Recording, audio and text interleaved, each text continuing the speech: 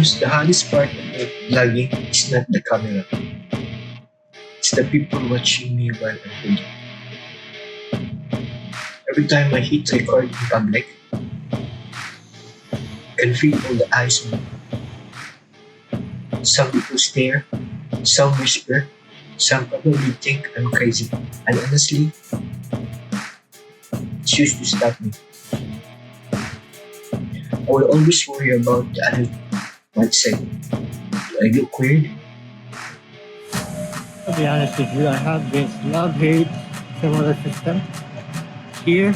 I'll be honest with you, I have this love-hate relationship with this floating bridge. What if they laugh? What if someone thinks I'm doing something silly?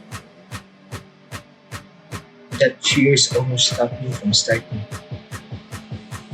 But here's what I realize. People will always have something to say. They'll judge you whether you're doing something good, something bad, or doing nothing at all. Why not to do what makes you happy? Why not chase the dreams? Why not creating something you enjoy?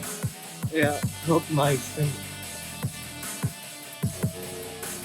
At first, my voice would shake when I talk. My hand would get sweaty. I'd stop recording whenever someone walked near me.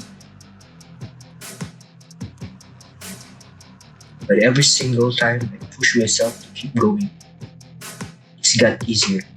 And now I'm still not perfect, but I'm getting better. I'm learning to ignore the stares, the looks, the comments, because I know what I'm doing this. I'm doing this for me, for my dream, for the people watching who maybe feels the same. I see her rolling up, Uber black Cadillac, high heel boots and a sexy body full of tats. Baby's bad, oh baby's hella bad. After her there ain't no coming back. Wanna take a run at that. I think she's feeling me, turn it up a few degrees. My imagination of her body gets the best of me. Oh gosh, she's such a tease, bitten lips, bruised knees.